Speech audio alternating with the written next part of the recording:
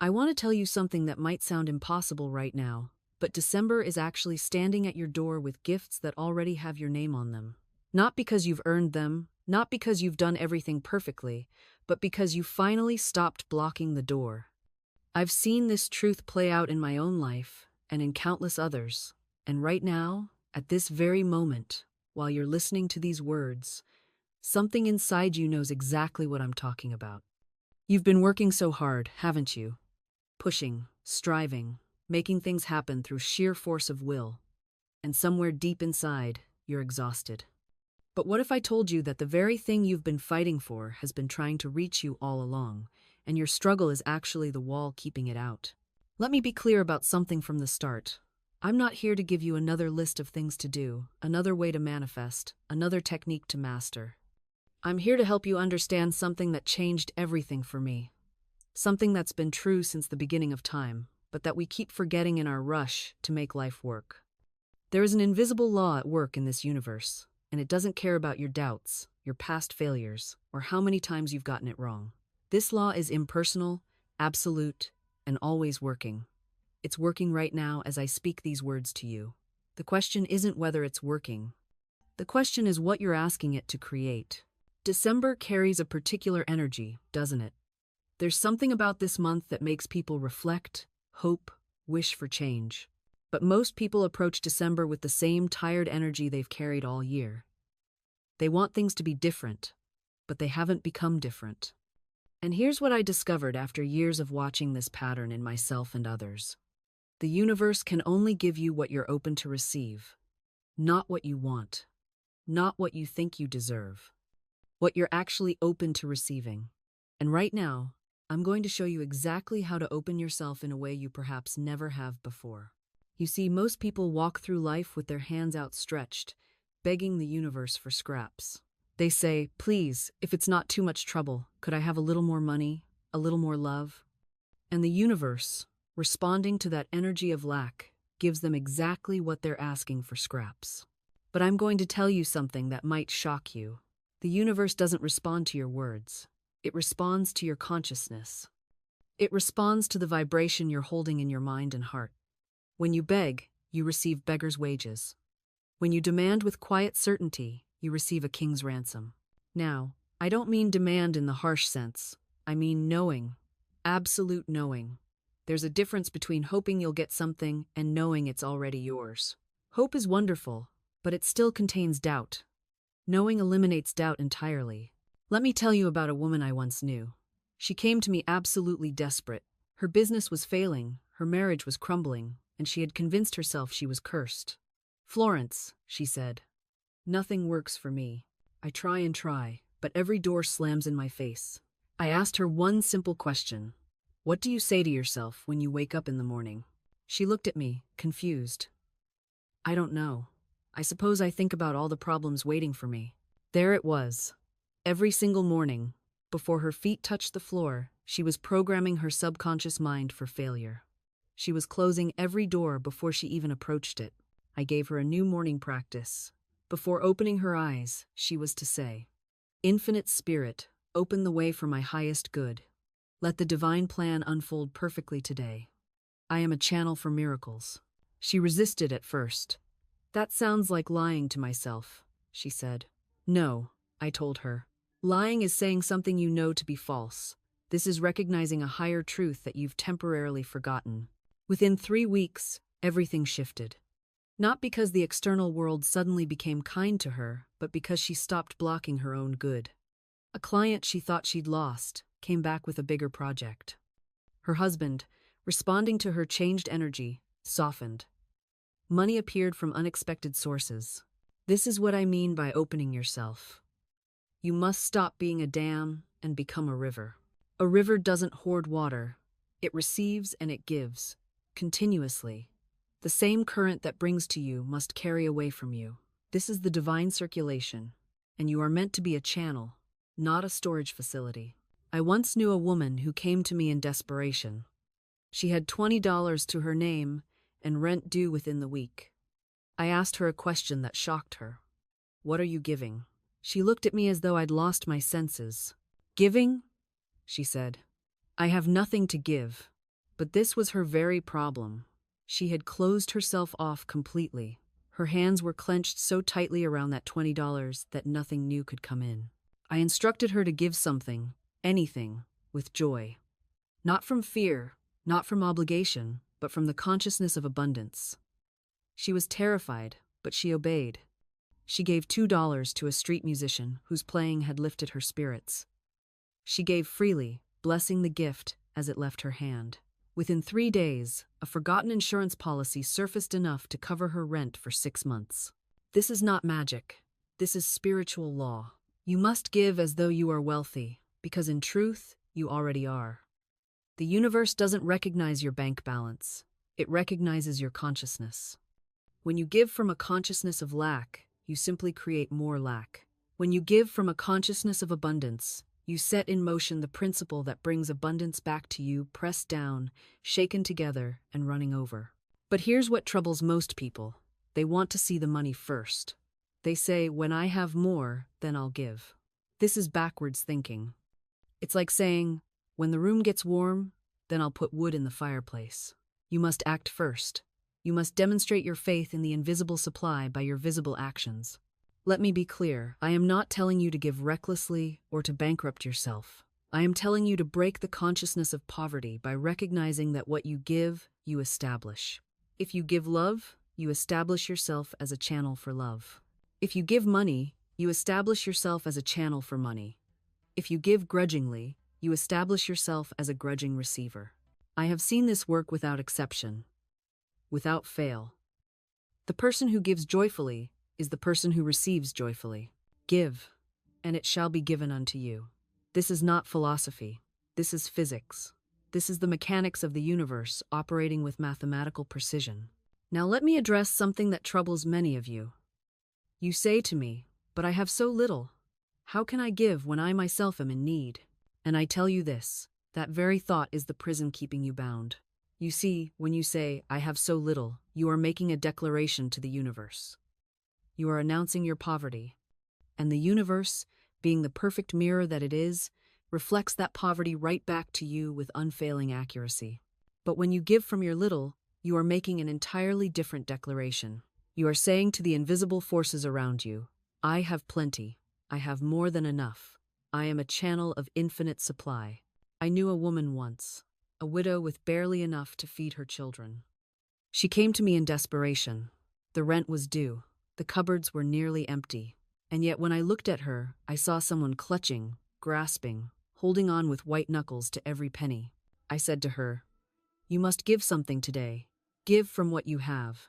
She looked at me as though I'd lost my senses entirely. But something in her recognized truth when she heard it. That very afternoon, she baked bread with the last of her flour. She took it to a neighbor who was ill. She gave with a full heart, expecting nothing in return. 2 days later, 2 days, she received a letter from a distant relative she hadn't heard from in 15 years. An inheritance. Not a fortune, but enough.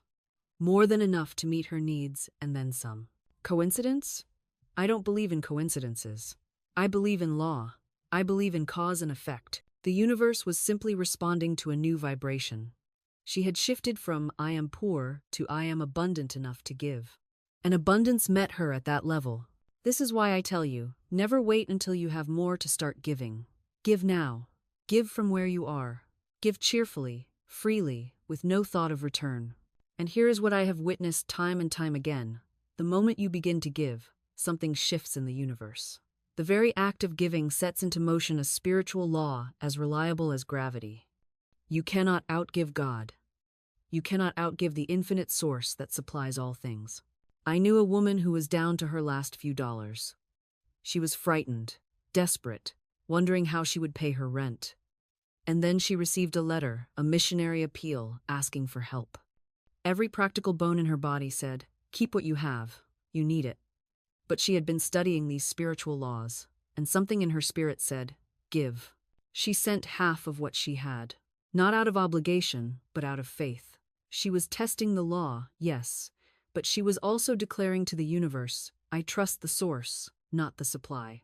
Within 2 days, money came to her from 3 unexpected directions. A refund she had forgotten about, A small inheritance from a distant relative she barely knew. A payment for work she had done months prior and assumed would never be honored. The total was 10 times what she had given away. This is not magic. This is spiritual law. But let me be clear. You do not give in order to get.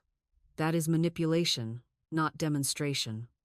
You give because you are a channel, not a reservoir. You give because hoarding chokes the flow, and generosity opens it wide. You give because it aligns you with the nature of the divine, which is perpetual giving, endless supply, infinite abundance. Now, I want to speak to those of you who say, "But I have debts, I have obligations. Surely I must pay what I owe before I can give." No, you give first. This sounds reckless to the intellect, but it is wisdom to the spirit. When you give first, you are placing God first. You are saying, "I acknowledge the source of my supply, and I honor it above all material claims." Pay your tithes. Give your offerings. Do it consistently, faithfully, joyfully, and then watch as your debts dissolve, as doors open, as the way is made clear where there seemed no way at all. I have seen debts of thousands vanish as though they never existed. I have seen creditors suddenly become lenient, forgiving, even generous. I have seen money appear in the exact amount needed, at the exact moment required. But it always begins with giving. There is a divine order to abundance. First you give, then you receive. First you bless, then you are blessed. First you release, then the channel opens. This is not philosophy, this is the mechanics of manifestation. I knew a woman who owed money to 7 different people. 7 different debts, weighing on her consciousness like stones. She came to me in desperation, saying, "I cannot pay anyone. I have nothing." I asked her, "Do you have anything at all?" She said, "I have $5. I told her, "Give $1 away as an offering, not to your creditors, to someone who needs it more than you. Give it with joy, as proof to the universe that you trust the supply." She looked at me as though I had lost my senses, but something in her shifted. She found a family that needed food. She bought bread and milk with that dollar and left it at their door. Within 3 days, an old friend repaid a forgotten loan. Within a week, she had received enough to pay 3 of her creditors. Within a month, all 7 debts were cleared, and she had more left over than when she began. This is not luck. This is law. When you give, you declare to the invisible, "I am not in lack. I am in the flow of supply. I trust the source." And the universe, which responds only to consciousness, rearranges itself to match your belief. But understand this clearly. You cannot manipulate this law. You cannot give with one hand while clutching fear with the other.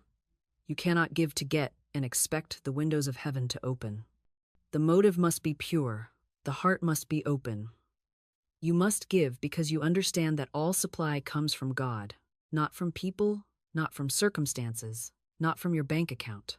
I have watched people tithe when they had barely enough to eat, and seen abundance return to them tenfold. I have watched others give away their last coin in faith, and witnessed miracles unfold within hours. This is not about recklessness, it is about consciousness. When you give from a place of trust, you are in harmony with the giving nature of the universe itself. The invisible supply is limitless. There is no shortage in spirit. Every dollar you give creates a vacuum that divine substance rushes to fill. Every act of generosity signals to the law. I believe in infinite supply. And belief, my dear friend, is the very thing that manifests. Now, I want to share with you something that transformed my entire understanding of money and success. It's what I call the principle of joyful expectancy. You see, most people approach their desires with a sense of desperation or anxiety. They want the money, yes, but they want it with clenched fists and furrowed brows. This very tension repels the good they seek. I learned to replace anxiety with joyful expectancy. When I sent out my words, my affirmations, my prayers, I didn't sit around worrying whether they would manifest. I went about my day with a light heart, watching for signs, remaining open to surprises. I expected my good to come, but I didn't strangle it with impatience. There was a time when I needed a substantial sum for a particular purpose. Instead of lying awake at night calculating and scheming, I simply declared, "Infinite Spirit, open the way for my immediate supply." Let all that is mine by divine right now reach me, in great avalanches of abundance. Then I went to a concert. I enjoyed myself thoroughly. I was light, free, expectant but not desperate. Within 3 days, the money came through a channel I had never anticipated. You see, when you're tense and anxious, you create energetic blocks. When you're joyfully expectant, you become magnetic. You draw your good to you effortlessly. This is the subtle difference between faith and fear. Faith is relaxed. Fear is tense. Faith knows. Fear hopes and doubts. The manifestation responds not to your words alone, but to the vibration you carry. Are you vibrating with trust or with terror? I always tell my students, act as if it's already done. If you've declared your prosperity, walk as a prosperous person walks. Speak as they speak. Give as they give. Not from a place of pretending, but from a place of knowing that in the invisible realm, it is already accomplished. You're simply allowing the visible world to catch up with the spiritual reality you've claimed. Now, I want to address something that trips up so many people on this path. They say, but I've been affirming for weeks, months even, and nothing has changed. The money hasn't come. The relationship hasn't manifested. Where is my demonstration? Here's what you must understand. There is no such thing as unanswered prayer. Every word you speak, every thought you think with conviction, sets something in motion in the invisible realm. But manifestation works on divine timing, not ego timing. The universe doesn't wear a wristwatch. It operates according to perfect order. Sometimes the delay is actually divine protection. I've seen it countless times, someone desperate for a particular opportunity, pounding on that door with all their might. The door stays closed. They feel rejected, abandoned by the universe. Then, 6 months later, something far better appears. Something they couldn't have imagined when they were so fixated on that one closed door. Looking back, they realized that delay was divine orchestration, saving them from what would have been a limitation. Other times, the delay exists because you're not quite ready for what you're asking. Not because you're unworthy, never that, but because the consciousness that can hold what you desire hasn't fully formed yet. Think of it like pregnancy. You can't rush a child into the world before it's fully developed. There's a gestation period for every manifestation. The invisible work must be complete before the visible form can appear. This is where patience becomes a spiritual virtue, not a passive waiting, but an active knowing. You're not sitting around hoping something might happen. You're standing firm in the knowledge that it is already done. You're maintaining your position. You're holding the frequency. I knew a woman who affirmed for years for her right work. Years. Others might have given up, declared the law didn't work, returned to struggle. But she held steady. She didn't waver. And when her demonstration finally came, it was so magnificent, so perfectly aligned, so abundantly beyond what she'd even asked for, that she wept with gratitude. The wait had been worth it because the invisible realm had been arranging every piece, every person, every circumstance to deliver not just what she asked for, but what her highest self truly needed. So when you find yourself in the waiting period, don't collapse into doubt. Don't start rehearsing the old story of lack. Instead, recognize that the invisible realm is in motion on your behalf. Speak the word of completion. Say it out loud. It is done. The perfect outcome is manifesting now. And then, this is crucial, act as though it's already handled. Not with arrogance, but with the calm knowing of someone who has mailed a letter and trusts it will arrive. You don't stand by the mailbox wringing your hands. You go about your day. I knew a man who was waiting for a business deal to close. Months went by. His partners were anxious, his investors were pulling back. But he had spoken his word. He had claimed divine timing. And instead of collapsing, he used that waiting period to prepare. He organized his operations, he trained his team, he refined his vision. When the deal finally came through, it came through bigger than originally planned, and he was ready. He didn't have to scramble. The waiting period wasn't wasted. It was purposeful. The invisible realm was preparing him, while it prepared the outcome. This is what people miss. They think waiting is passive. They think it's dead time. But in the invisible realm, waiting is active. It's construction time. It's alignment time. Forces are gathering, pieces are moving, hearts are softening, doors are unlocking. Your job is to hold the vision and not let doubt steal it from you. Now, let's talk about something that might surprise you. Sometimes the manifestation comes in a form you didn't expect, and you almost miss it because you were looking for a specific package. I've seen this happen so many times. Someone is praying for financial security, and they're watching their mailbox for a check. But the universe sends them an idea, an introduction, an opportunity that requires them to step forward, and they ignore it because it doesn't look like the answer they had in mind. This is the great disconnect. You're asking for bread, but when the universe hands you seeds, soil, and sunshine, you complain that it's not bread. You don't see that you're being given something far more valuable, the means to create an endless supply. The universe doesn't work on your timetable or through your preferred channels.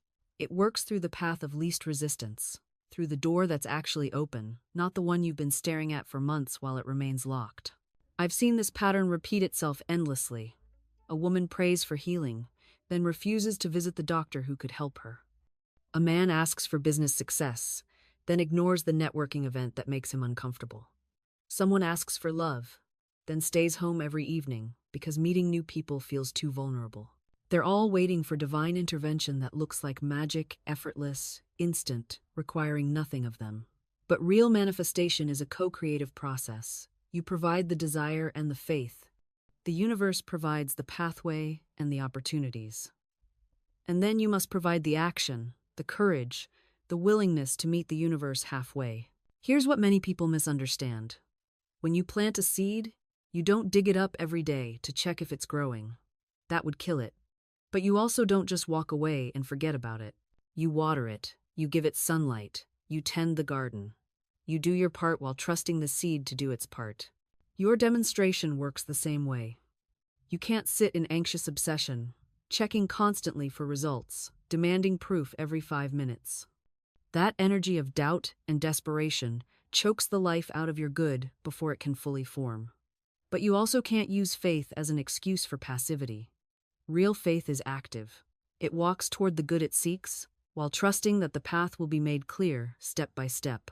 The instructions come through intuition, through doors that open, through people who appear, through ideas that won't leave you alone. And you must be willing to act on what you receive, even when, especially when it doesn't match the picture you had in your mind. Because the universe sees what you cannot see. It knows connections and possibilities that are invisible to your limited perspective. I once knew someone who prayed for financial abundance. She affirmed, she visualized, she held the mental picture. And then one day, a friend mentioned an opportunity, a position in a new field, something she'd never considered before. Her immediate reaction was no. It didn't look like the abundance she'd imagined. It required her to learn new skills, to step into unfamiliar territory. It wasn't the comfortable, easy windfall she'd pictured. But something whispered to her, a quiet knowing beneath the noise of her preferences. And she said yes.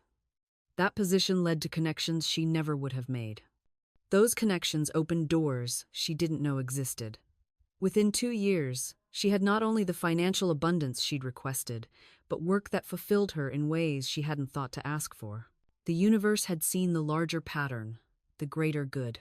This is why we must develop what I call spiritual flexibility, the ability to bend without breaking, to remain open even when circumstances seem to be taking us away from our goal. The bamboo survives the storm not because it's rigid, but because it knows how to yield. Your intuition might direct you to take a walk at a specific time. That walk might lead to a chance encounter. That encounter might spark a conversation. That conversation might plant a seed that grows into the very thing you've been seeking. But if you dismiss the guidance because it seems too simple, too ordinary, too unrelated to your desire, you block the channel through which your good must come.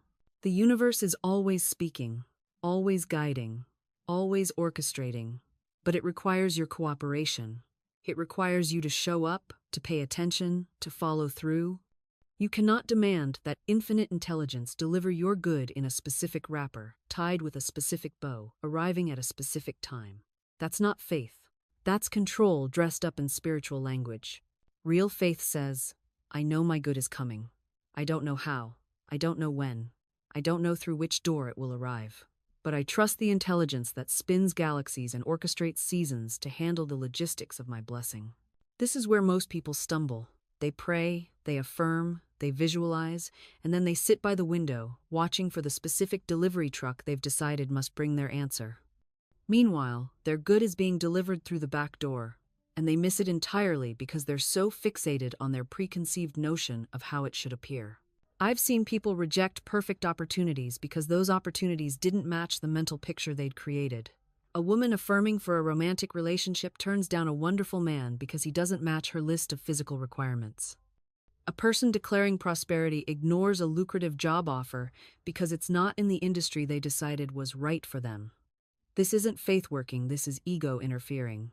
The universe has a much bigger perspective than you do. It can see connections you cannot see. It knows about the person you'll meet 3 steps down, a path you haven't even considered yet. It understands timing in ways your limited human consciousness simply cannot grasp. When you demand specifics, you're actually limiting what can come to you. You're saying, I only want my good if it arrives exactly this way. But what if the universe had something even better planned? What if your rigid requirements are blocking a miracle that would exceed anything you could imagine? I'm not saying you shouldn't have preferences. There's nothing wrong with knowing what you want. The problem comes when preference hardens into demand, when desire becomes attachment, and when faith gets replaced by a need to control the divine delivery system. True faith is flexible. It says, this or something better. It declares what it desires, and then releases the how entirely. It stays alert and receptive to guidance, willing to move in unexpected directions when inner wisdom prompts. I have watched countless demonstrations of this principle. A woman desperately sought a specific job with a particular company. She affirmed it daily, visualized herself in that exact position, but the door remained closed. Then she shifted her approach. She declared, Infinite Spirit, open the perfect door for my talents and abilities. This or something better. Within days, a different opportunity appeared, one she had never considered, in an industry she had not imagined, offering twice the salary and fulfillment beyond her original vision. Her rigidity had been blocking the greater good. This is not passivity, this is wisdom. When you release the specific form, you are not abandoning your desire, you are allowing it to manifest in its highest expression. The universe often has plans far superior to the limited pictures our conscious minds can construct. Prayer, true prayer, is not begging or pleading with a reluctant deity. Prayer is recognition. It is the acknowledgement of what already exists in the spiritual realm, waiting to take form in the visible world. When I pray, I do not ask God to create something from nothing. I recognize that the substance is already present, and I align myself with its manifestation. There is a vast difference between treatment and petition. Petition says, please God, if it be your will, perhaps you might consider. Treatment says, I give thanks that this is already accomplished in divine mind. One comes from lack, the other from recognition of abundance. I have seen people pray for years without results because they prayed from desperation rather than realization. They reinforced their sense of lacking the very thing they claimed to desire. True prayer lifts you into the consciousness where the thing already exists. You speak from the end, as though it were already done. Jesus understood this completely. He said, Therefore I tell you, whatever you ask for in prayer, believe that you have received it and it will be yours. Not believe that you might receive it. Not hope you will receive it someday. Believe you have already received it. This is the secret of answered prayer, assuming the consciousness of already having. When you pray this way, gratitude becomes natural. You are not thankful for something you hope might arrive eventually. You are thankful for what is already yours in the invisible, making its way into form. This gratitude is magnetic. It draws the manifestation to you rapidly. You see, when you live in this state of gratitude before the physical appearance, you are living as the mystics have always lived. You are walking by faith, not by sight. And faith, I remind you, is the substance of things hoped for, the evidence of things not seen. This is not blind faith. This is intelligent faith, rooted in your understanding of the law. You know that what you have claimed in consciousness must appear in form. It is done. The universe is already rearranging itself to accommodate your conviction. I have watched people transform their entire lives by this simple shift from begging to thanking, from anxiety to appreciation, from doubt to certainty. A woman once told me she had been affirming for prosperity for months with no result. When I listened to her speak, I heard the problem immediately. Every word was tinged with desperation. I need money. I must have money. When will it come? She was declaring lack with every breath, even as she tried to affirm abundance. I gave her new instructions. Stop asking, I said. Begin thanking. Thank the divine supply for the abundance that is already yours. Thank it for the unexpected channels, for the large sums coming to you under grace in perfect ways. Within 2 weeks, an old debt she had written off years ago was repaid in full. Within a month, she received a promotion she hadn't even applied for. The universe was simply waiting for her to open the door with gratitude instead of bolting it shut with desperation. You must understand this. Desperation repels. Gratitude attracts. Desperation says, I lack. Gratitude says, I have. And so I say to you now, as we approach the completion of this teaching, live in perpetual thanksgiving. Make it your daily practice, your hourly practice. Before your feet touch the floor each morning, give thanks. As you move through your day, give thanks. Before sleep claims you each night, give thanks. Thank the invisible for health, for wealth, for love, for harmony, for right action, for divine guidance. Thank it for protection, for supply, for joy, for peace. Thank it for the perfect outworking of every situation in your life. This attitude of gratitude keeps your consciousness high, your vibration clear, your path illuminated. You become a magnet for miracles.